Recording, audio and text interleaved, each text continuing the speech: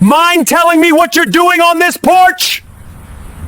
No! You're being detained! Take a breath with me for just a moment. Picture this.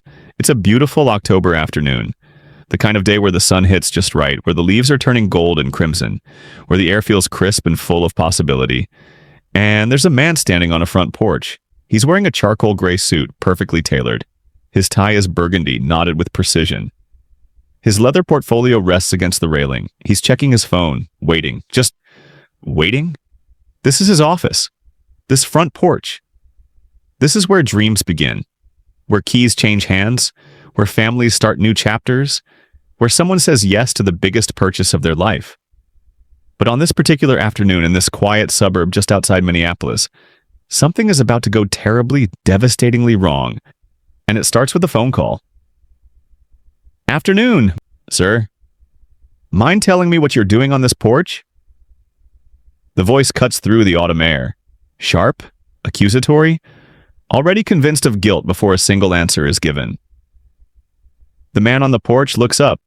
His name is David Kane, 45 years old, 22 years in real estate, one of the top agents in the entire metro area, a professional who has sold homes to doctors, teachers, young couples, retirees, someone who knows this business inside and out. And right now, standing on the porch of a property he's been hired to sell, he's about to be treated like a criminal. Before we go any further, take a second right now, hit that subscribe button.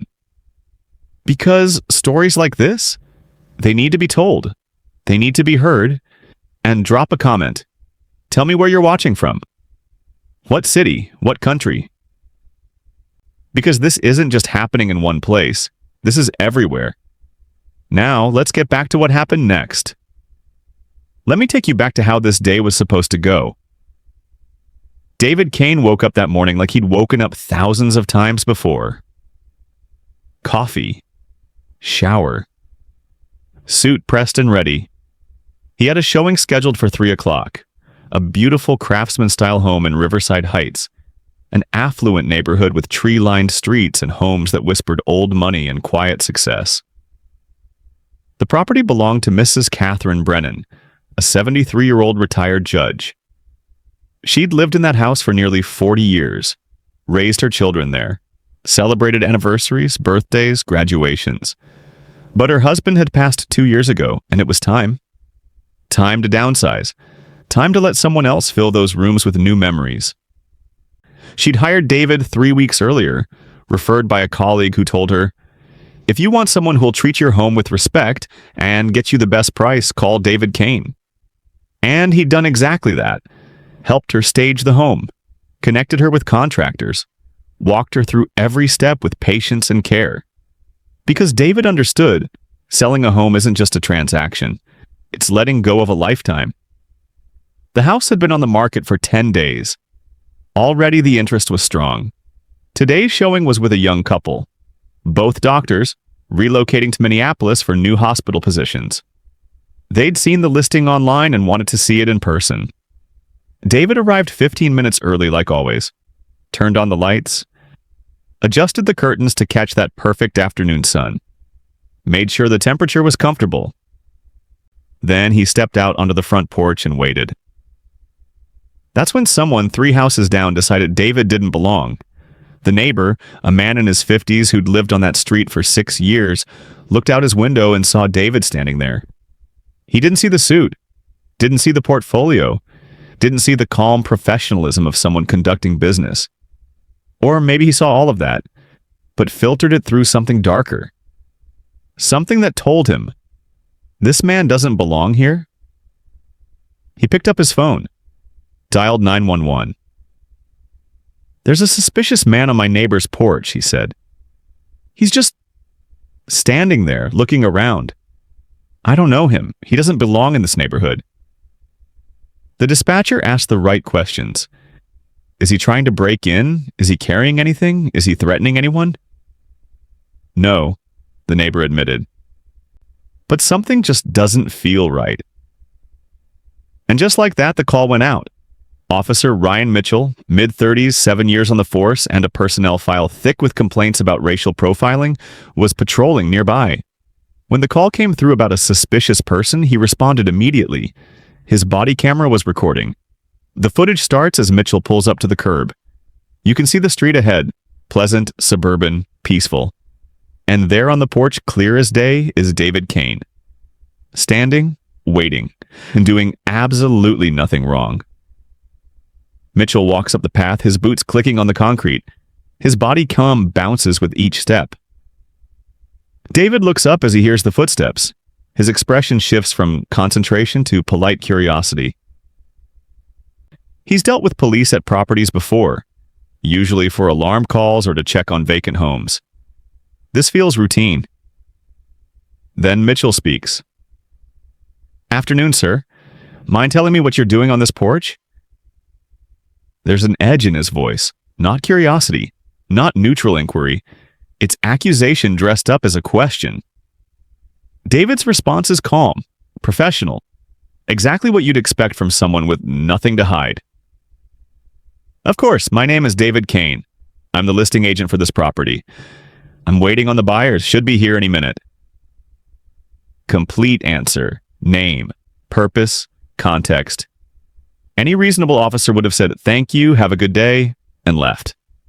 But Mitchell isn't operating from a place of reason. "You live here?" The question reveals everything. Despite David having just explained he's the listing agent, Mitchell is fixated on one narrative: trespassing. Someone who doesn't belong, being somewhere they shouldn't be. David keeps his composure. There's patience in his voice, but also firmness. "No, sir. I'm representing the owner.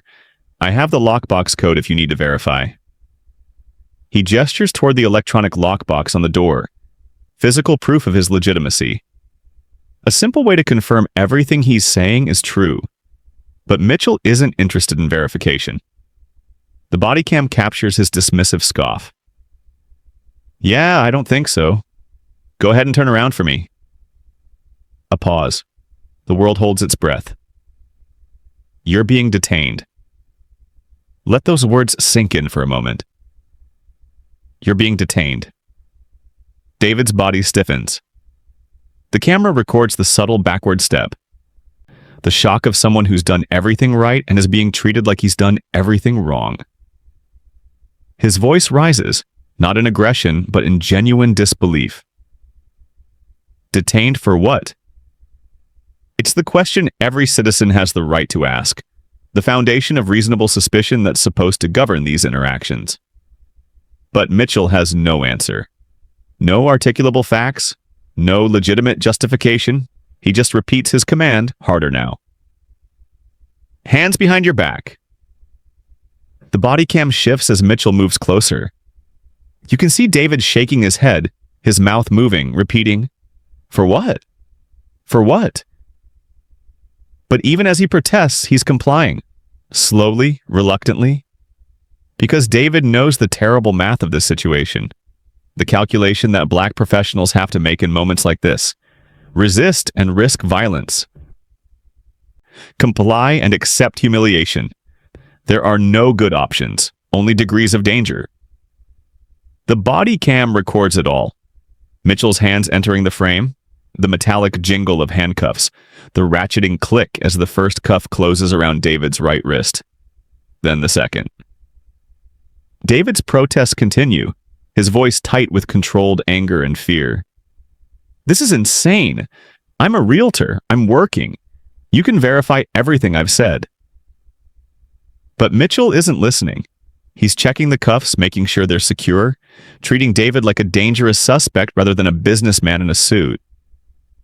And then everything changes. The body cam's wide-angle lens captures movement at the edges of the frame. Two cars pulling up to the curb. The first is a silver sedan. The second, a dark blue SUV. Car doors open. That distinct thunk of doors closing. From the silver sedan, a young couple emerges.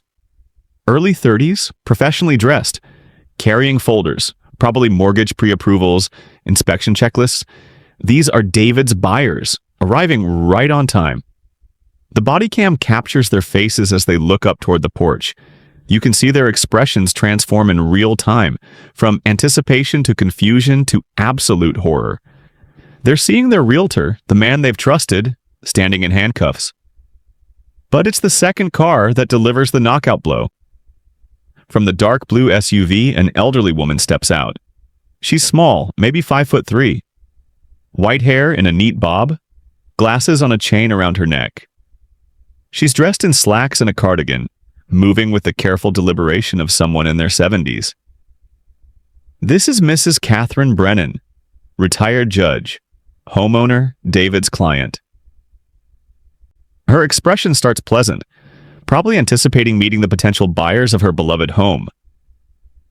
But as her eyes track up the front walk to the porch as she processes what she's seeing, her face transforms. The pleasantness drains away, replaced by shock, then by a fury so intense it's almost palpable. "Officer, what in God's name are you doing?" Her voice cuts through the air like a blade, sharp, clear, carrying the authority of someone who spent 3 decades presiding over a courtroom. The body cam lurches as Mitchell spins toward the voice. The view swings wildly before stabilizing on Mrs. Brennan as she marches up the walkway. Every step brings her face closer into frame. The tight set of her mouth. The blazing eyes behind those glasses. The flush of anger rising in her cheeks. "That's David Kane. He's my realtor." "Let him go this instant." The audio picks up the sudden change in Mitchell's breathing. It's no longer steady and controlled. It's faster now, shallow. The breathing of someone whose certainty has just evaporated. Mrs. Brennan reaches the porch. She's a foot shorter than the officer, but in this moment, captured on his own body camera, she's the one with all the power. "I'm Mrs. Brennan. I own this home. I hired David Kane to sell it. He's here at my request, showing the property to prospective buyers." She gestures toward the young couple frozen on the front walk. "You have exactly 3 seconds to remove those handcuffs before I call the chief of police myself. And believe me, officer, I have his personal number." Mitchell's voice is higher now, defensive, scrambling. "Ma'am, there was a call about a suspicious person." "I was just..." "Suspicious?" Mrs. Brennan's voice could cut glass. "A black man in a suit standing on a porch is suspicious? A professional real estate agent conducting a showing at a property he's been hired to list is suspicious? Tell me, officer, exactly what crime did you witness being committed?" Silence. 3 seconds. 4. 5. Mitchell has no answer, because there is no answer. The body cam captures the click of the handcuff key, the mechanical release, the sound of metal sliding against metal as the cuffs come off David's wrists. David turns around slowly, rubbing where the metal has left red marks on his skin. His face, captured in profile by the camera, shows a mixture of rage, humiliation, and exhausted resignation. He's been through this before. Different forms, different places throughout his career. The assumptions. The suspicions. The constant need to prove he belongs in spaces where his white colleagues move through freely. Mrs. Brennan steps between David and the officer. A physical barrier, a shield. "David, are you all right? Did he hurt you?" David's voice is tight. "I'm fine, Mrs. Brennan." "Just another day." Just another day. 4 words that speak volumes about the frequency of these encounters. The exhausting regularity of having to prove your right to exist in professional spaces. Mrs. Brennan pulls out her phone. "I'm calling Chief Reynolds right now. This is absolutely unacceptable." Mitchell makes one more attempt to salvage the situation, his voice pleading. "Ma'am, if you just let me explain." But Mrs. Brennan cuts him off with a look. The look of a retired judge who knows exactly what just happened, who understands the law, who recognizes a baseless detention when she sees one. "Officer, I suggest you say nothing further. Everything you've done here is on your body camera. I'll be requesting that footage, and I guarantee you this isn't over." The body cam records Mitchell's retreat, He backs away from the porch, his boots heavy on the wooden steps. As he reaches the front path, the audio continues, recording Mrs. Brennan's voice, firm and clear. "David, I'm so sorry. This is unconscionable." The showing didn't happen that day. The buyers, despite their genuine interest, were too shaken. They left shortly after, promising to call David later. But both parties knew that house would forever be associated with that traumatic scene. Mrs. Brennan spent 30 minutes on the phone with the police chief, a man she'd worked with extensively during her years on the bench. She described what she'd witnessed in precise legal terminology. This wasn't a request for an internal review. This was a demand for immediate action. David drove home in a fog. His hands shook slightly on the steering wheel, the adrenaline finally catching up with him. When he walked through his front door, his wife took one look at his face and knew. He told her the story, and she held him while he processed the humiliation, the rage, the bone-deep weariness of being a successful black professional in America and still being treated like a criminal. That evening, David and Mrs. Brennan both filed formal complaints. David's was detailed and precise, documenting every moment, every word, every violation of his civil rights. Mrs. Brennan's was shorter, but carried the weight of her decades of legal experience and her professional relationships within the justice system. She made it clear she was prepared to pursue this matter as far as necessary to ensure accountability. The internal affairs investigation moved quickly. The investigator reviewed Mitchell's body cam footage and found no legitimate basis for the detention. No reasonable suspicion. No articulable facts suggesting criminal activity. There was only a black man in professional attire standing on a porch waiting for clients. The investigator dug deeper into Mitchell's history and found the pattern that had been visible for years to anyone willing to look. 7 complaints in 7 years, all involving people of color, all involving stops based on vague suspicions rather than actual evidence. The department had documented the complaints, provided training, issued warnings, but they'd never followed through with meaningful consequences. The body cam footage made this case different. There was no ambiguity, no room for interpretation. The video showed a professional being detained for the crime of being black in an affluent neighborhood, and critically, it showed the moment when Mrs. Brennan arrived and demolished Mitchell's entire justification, with his own body camera capturing every second of his humiliation. The recommendation from Internal Affairs was unequivocal: termination for gross misconduct and violation of civil rights. The chief of police agreed. 2 weeks after the incident on Mrs. Brennan's porch, Officer Ryan Mitchell was fired, but David wasn't done. He retained a civil rights attorney and filed a federal lawsuit against the city and Mitchell personally. The charges: violation of his Fourth Amendment rights, false imprisonment, and racial discrimination. The lawsuit detailed not just the immediate incident, but the broader pattern of harm. The psychological toll of being targeted for simply doing his job. The damage to his professional reputation when clients witnessed him being handcuffed. The city's legal team reviewed the body cam footage and knew they had no defense. They moved quickly to settle, offering a 6-figure payment and agreeing to enhance training protocols for all officers on implicit bias and proper standards for reasonable suspicion. David accepted the settlement, though no amount of money could fully compensate for the humiliation and trauma of that afternoon. The story became major news in the Twin Cities. Local television stations played clips of the body cam footage. David being handcuffed, then Mrs. Brennan's righteous fury as she demanded his release. The narrative was compelling. A respected professional targeted by racial profiling, saved only by the timely arrival of a witness who had the credibility and connections to be believed immediately. But the coverage also asked darker questions. What if Mrs. Brennan hadn't arrived when she did? What if she'd been delayed by traffic? What if the buyers had come alone? What if there had been no witness to contradict Mitchell's narrative? The answer was obvious and disturbing. David would have been arrested, taken to jail, charged with something, anything Mitchell could conjure up to justify the detention. trespassing maybe, or resisting arrest, or disorderly conduct. He would have spent hours or days fighting to clear his name, proving what should never have needed proving, that he had every right to be on that porch, conducting his business, doing his job. His reputation, built over 22 years, could have crumbled based on one officer's prejudiced assumptions. This is the reality of working while black in America. Success isn't protection. Professionalism isn't armor.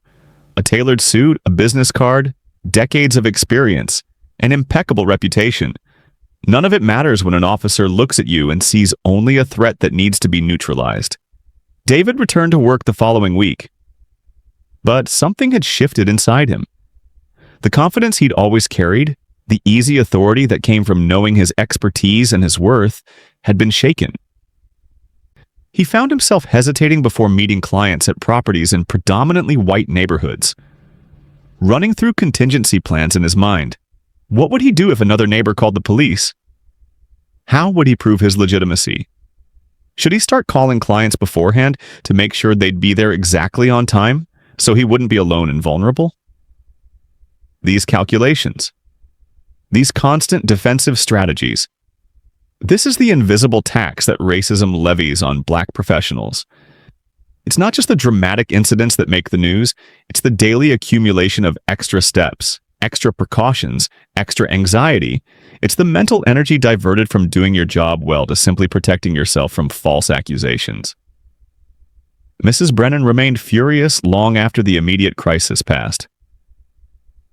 She wrote op-eds in the local papers about racial profiling and police accountability. She met with the mayor and city council, pushing for policy changes that would prevent similar incidents. She used her platform, her credibility, to amplify David's story, to ensure people understood this wasn't an isolated incident, but a symptom of systemic problems. The neighbor who made the original 911 call was never publicly identified, protected by the privacy typically afforded to callers. But his voice was on the recording. His baseless suspicions documented forever. He continued to live 3 houses down from Mrs. Brennan's former home. One wonders if he ever thought about the consequences of his phone call, the career he nearly destroyed, the injustice he set in motion. All because he couldn't imagine that a black man in a suit might simply belong in his neighborhood. 6 months after the incident, David was invited to speak at a real estate industry conference about his experience. He stood in front of hundreds of fellow agents, many of them white, many of them uncomfortable hearing about racism in terms this direct and personal. He told them about standing on that porch in his suit, doing the job he'd done thousands of times before. He told them about the handcuffs, the humiliation, the fear, and he told them about Mrs. Brennan, about the power of a witness, about how different his story might have ended without her timely arrival. "I'm one of the lucky ones," he said, his voice steady but his hands gripping the podium. "I had a witness who was believed, who had the connections and credibility to make the system listen. But how many of our colleagues, our fellow professionals, have similar stories that ended differently? How many times does this happen without a witness, without a camera, without someone in power willing to stand up and say, 'This is wrong'?" The room was silent when he finished. Some people approached him afterward, offering support, sharing their own stories of being profiled, of having their credentials questioned, of constantly having to prove they belonged. Others avoided eye contact, uncomfortable with the conversation, preferring to believe that racism is something that happens elsewhere, to other people, in more obvious ways. But the body cam footage made it impossible to deny. It captured in undeniable detail the reality that David and countless other black professionals navigate every single day. The reality that your credentials don't protect you. Your success doesn't shield you. Your professionalism doesn't guarantee you basic dignity and respect. The footage also captured something else, something perhaps equally important. It showed the power of a witness willing to use their privilege and credibility on behalf of justice.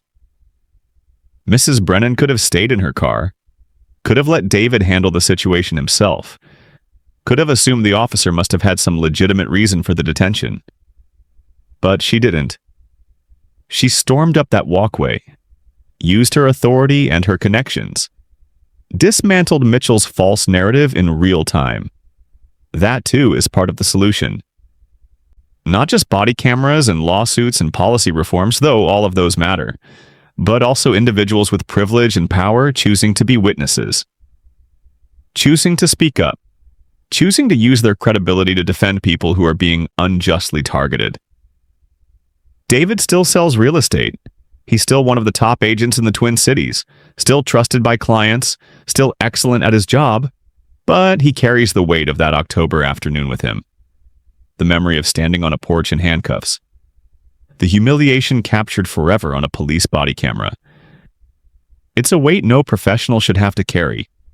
A burden that's the direct result of racism embedded so deeply in our systems and our assumptions that even a suit and a business card and an electronic lockbox aren't enough to prove you belong.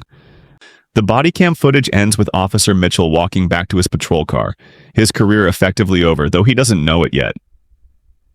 But the real story isn't about his downfall, it's about David Kane, standing on that porch with red marks on his wrists, trying to explain to his buyers why their showing was interrupted by his detention. It's about every black professional who goes to work each day knowing that their success, their credentials, their professionalism might not be enough to protect them from someone else's prejudiced assumptions. That's what the body camera captured. Not just evidence of one officer's misconduct, but a window into the daily reality of working while black in America, where a front porch can transform from a place of business into a scene of injustice in the space of a single phone call. From a neighbor who decided that someone didn't belong. Take a moment with that. Let it sit with you. And then ask yourself, what would you have done if you were David Kane? What will you do the next time you witness injustice unfolding in real time? Will you be like Mrs. Brennan, stepping forward, using whatever power you have to stand up for what's right? Or will you stay silent? The choice, as always, is yours. But remember, silence has consequences too. If this story moved you, if it made you think, made you feel something, then do me a favor. Hit that subscribe button. Share this video, because the more people who see this, the harder it becomes to look away. And tell me in the comments, have you ever witnessed something like this? Have you ever been David? Have you ever had the chance to be Mrs. Brennan? I want to hear your stories. I want to hear your truth, because that's how change starts. Not with silence, but with people willing to speak up. I'll see you in the next one.